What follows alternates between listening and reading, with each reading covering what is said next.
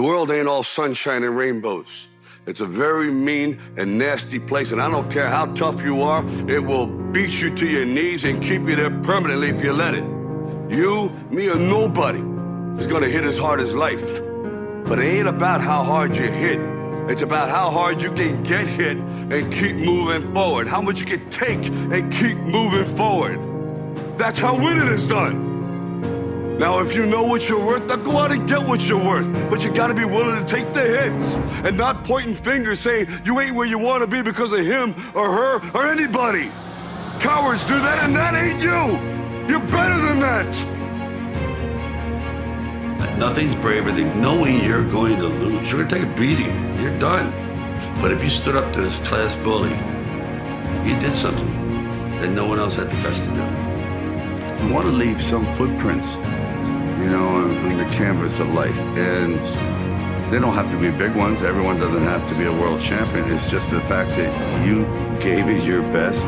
Because that's the Rocky philosophy. He never expected to be a champion. He just wanted to go the distance and have a little dignity. And that's pretty much the ongoing theme.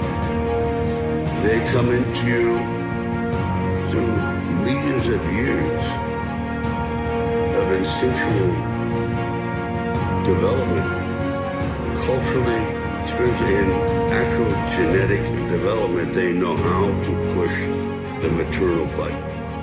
I don't give it how tough you are.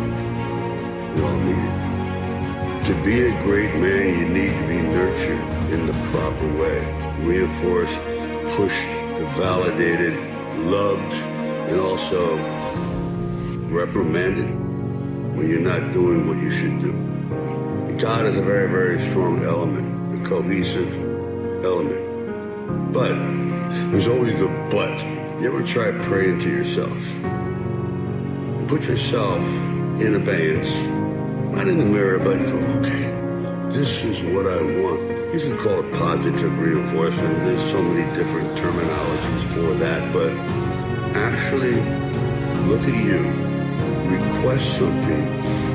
When you're in fear of something, I pray to you not to be afraid. I pray for you to be successful. I pray for you to have proper knowledge and sympathy for the planet in general, to you, not something other, which is great. But narrowing it down to you praying to you, I think is an interesting concept. Keep pushing. I've known a lot of people that are, in real life are not so nice, but the perception is incredible. They're very smart. They didn't go toe to toe. They went around. They navigated. They went left when you expect to go right. They went low when you expect to go high, and vice versa. Instead of throwing a roundhouse hook, they walked away. And you go, oh, wow, I thought he was going to unload on me, no?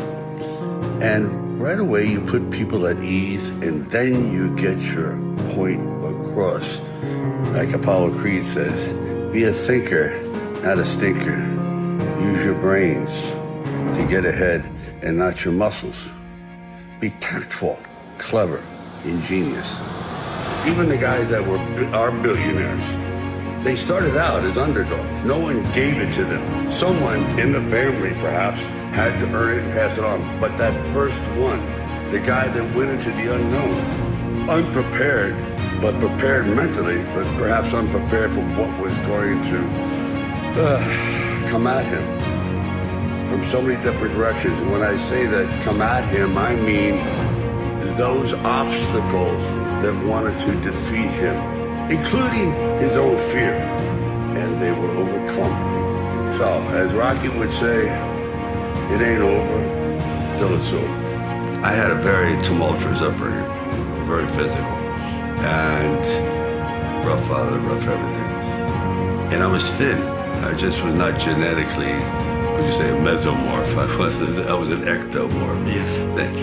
And I went to see a film one day, and it altered my life completely. It was Steve Reeves and Hercules Unchained. And when he struck that pose, I had an epiphany. that's who I want to be. That's a man. That's, oh my God. And I ran out of the theater after that and went to a junkyard and started lifting little like brake drums or anything that I could lift. It was like 30 pounds, whatever. And I never stopped. And I did build on armor. It was like, I felt I could really take care of myself. I could inflict punishment rather than take punishment. And I never stopped. But I always felt that a lot of guys, it's a lot of action guys, have no heart. And you can see in their films, all they do is kick ass. They never get hurt, ever. Not a bloody nose. That's not real. The audience can't relate to that. Everybody gets hurt. Either metaphorically, symbolically, or physically, they get hurt. And you root for that person who gets hurt. Get up! Because we all get knocked down. And that's just a credo I've followed my whole life. That he's not a pillar of strength. He's a pillar of dominoes. It's just, seriously, done. But it depends how well you know yourself. I knew my personality that if I sold it, that was probably $1 million plus by today's dollars. A millionaire. And someone else did it, and it was successful. I would have never forgiven myself. I would have been a broken, embittered man for the rest of my life. So I realized we have in our entire futures about 3 or 4 serious crossroads. And that was my first one. That's where real serious crossroad, where this is life altering. And it's not about money. I know I will be destroyed. And I will destroy everyone around me. I'll be such a miserable human being for selling out. This is what the whole movie was about. It's not selling out. I just know how I work. I know what my engine will do. And I would have been, I don't want to get overly dramatic, but I would have been dead. I wouldn't have survived it. I mean, I would have just been so miserable that my life would just spiral. I know it. Because I sold out. And no, because when you're broke, I actually mastered the art of poverty for a while. You figure it out. All right, we have spaghetti one day a week and this and that. I managed. And I still had this blatant optimism. But if I had sold out, oh my God. And I knew it. And they tried. I mean, believe me, they tried. This is it. This is my only chance. Because I was always getting cast as a thug. That was it. I was always beating up Woody Allen, beating up. So when I wrote this, I wrote as a thug. He's a thug. But he can't even do that well. He can't break the guy's thumbs. He can't do anything. He's really a gentle guy. I don't like to argue. I don't like stress. I don't like conflict. But sometimes you have to face the conflict and the stress and the source of that and get it out of the way. Don't keep it inside. Somehow you have to purge yourself of this thing that's eating you alive. But sometimes you just have to offend someone who's offending you. That's fair. And it takes courage. Actually, it takes courage to do a lot of things. It takes a lot of guts to stay in school. It's courage.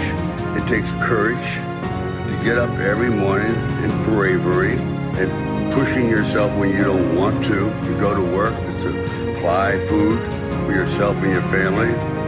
It takes courage to stick your head above the crowd and voice your own opinion, even though it's not a popular one, but it's one that you feel so deep in your soul that you have to get it out. You can't go through life living on lies. Quite often, you just have to stand up and grab life by the throat and not let go until you succeed. Courage. You all have it. It's just pushing the red button.